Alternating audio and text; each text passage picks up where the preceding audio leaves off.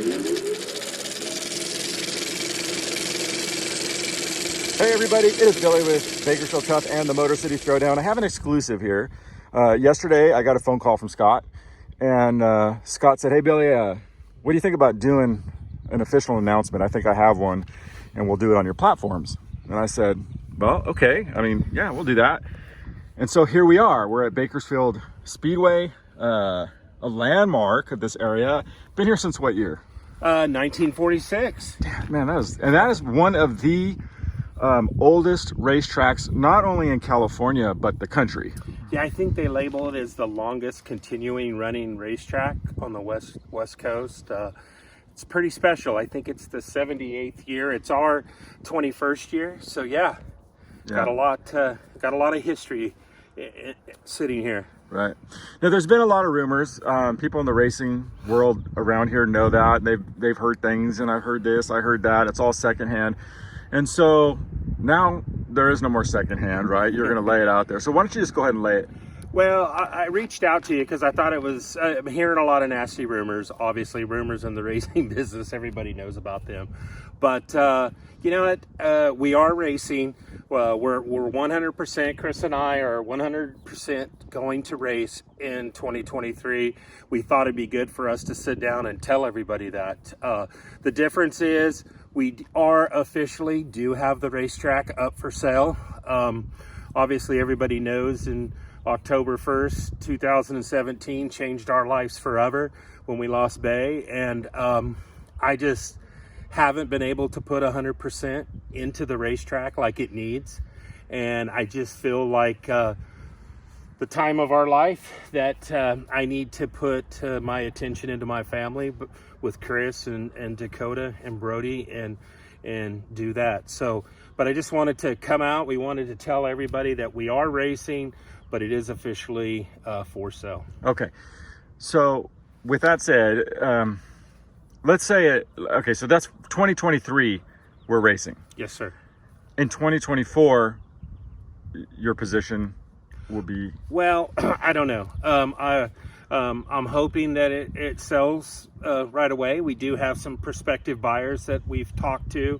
Our ultimate goal is to keep it a racetrack, obviously, because we want to see this history continue, but our ultimate goal is to sell it. So we have been contacted by some people that wouldn't keep it a racetrack, and we weren't happy about that, but obviously we do want to sell. So, but we have a few people that have contacted us that we met with about keeping it a racetrack, which we're happy. So, you know, we're here, we're going to be racing the same as we always, and hopefully that it sells and we're able to stay and show them the ropes and make the transition very easy, seamless, so no fans, no racers will see anything different.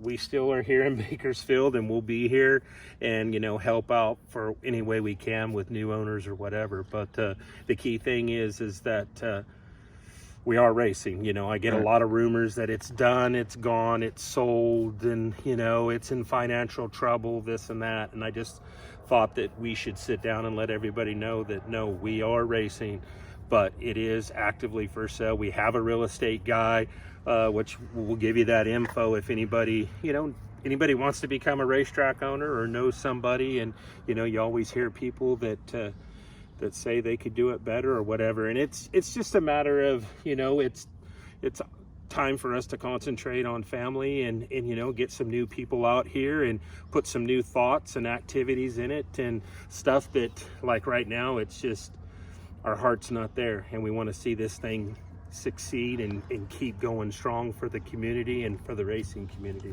Yeah. Now, there is a couple other people involved, right? I mean, as far as like we have the Batons, right, and the Petrus, right, are involved in some, you know, in some part of the financial aspect of this.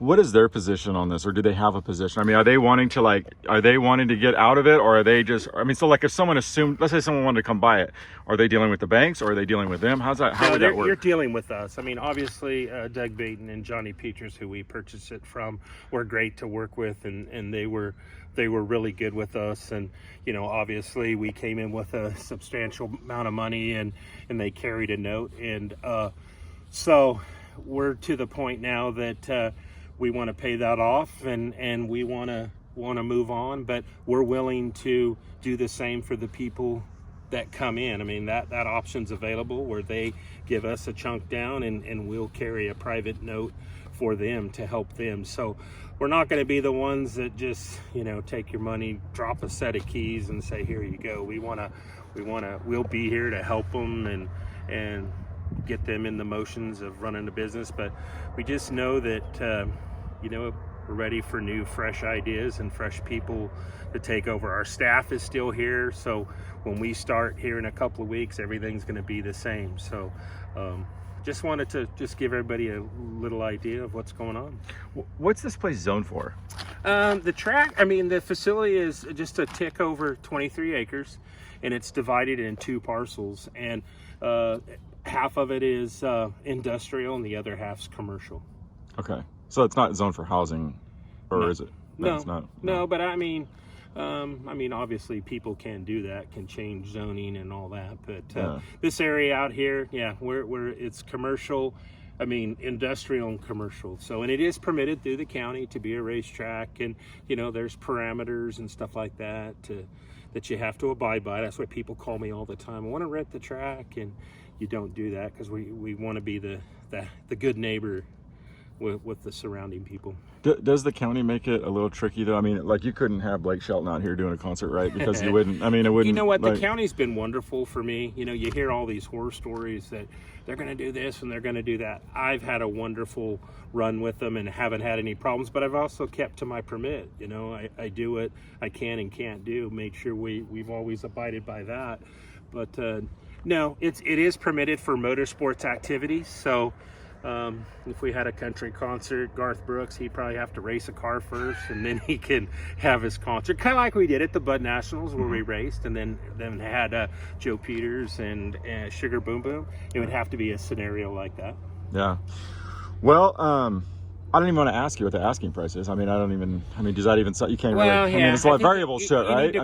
You need to call, like I said, we have a realtor, Steve Eberly, out of Newport Beach, California, and he's handling all the situations. So I'll give you that information where you can list phone numbers. So people, even if someone called me, I'm going to refer you to him because he's the guy that does all that. Because Chris and I are concentrating on getting this facility. We've been kind of dragging our feet dealing with these things. So, the facility needs a lot of work real quick. So our maintenance people and her and I are out here now every day working hard to get this thing open. So we're ready to swing open for our 21st season.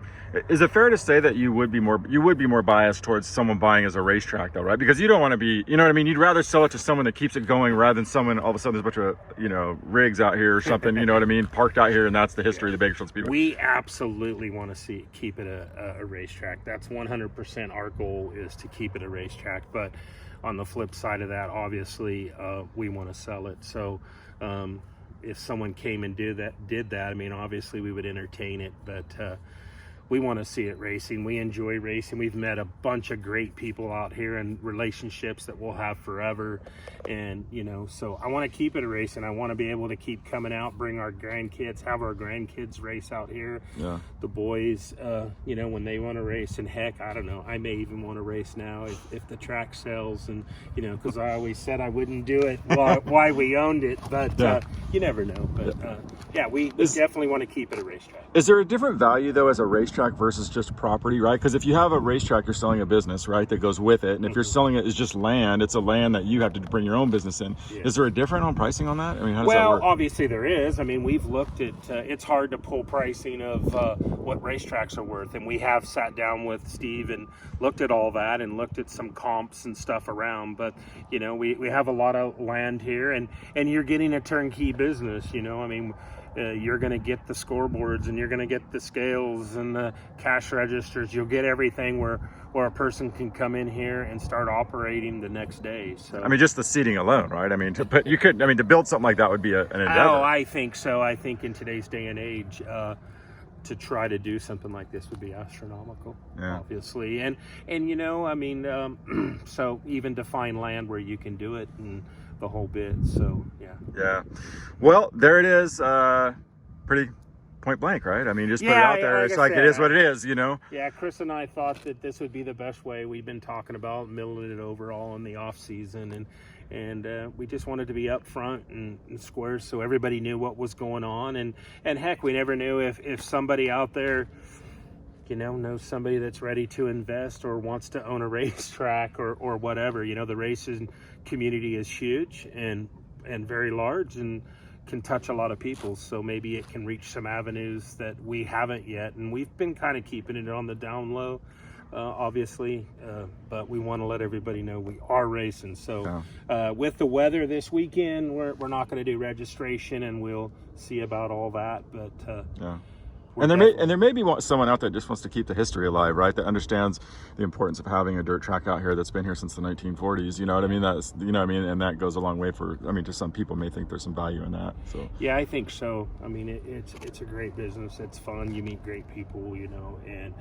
but it is hard work. There's no doubt about that. But you have to put up with a lot, right? I mean, it's not, sometimes you're the bad guy, and it doesn't, you know what I mean? It's you know what? We've always said it, you know, Saturday night, you know, we do deal with a lot of stuff on Saturday night, but on Sunday and Monday, everybody's cool, and we see them next weekend. So, and I get it, people, you guys got a lot of money wrapped up in race cars and equipment, and kind of unhappy about a call or whatever, but that's why I make myself available at the tech pad or up at the picnic table after the races, because, you know, we go home as a family and we want to just be a family over the weekend. I don't want to deal with issues and stuff like that. So I felt like we've run it good, and we've run it a good way and learned a lot. And like I said, we just want to, we need to concentrate on something else now, our family, and see what we can do there. So it's time to pass the torch to somebody, and we're here to help them and move it along and keep the history going. Very good. Put new heart in it that we've lost. So, you know. Yeah, it's been a struggle, and even with our loss, the racing community has been huge in that factor, and we thank everybody for that. But yeah, it's just, we're ready to do something different, and we need to, but we want to keep this thing going. So if you're interested, you know, we'll put up a number to Steve and give him a call, and maybe we can make something happen. All right, very good. Thanks for the interview. Yeah, hey man, thanks for coming out. Appreciate everything you do for racing and the community, man. For sure. Thank you. Everybody out there. This is Billy at Be Tough and the Motor City Throwdown.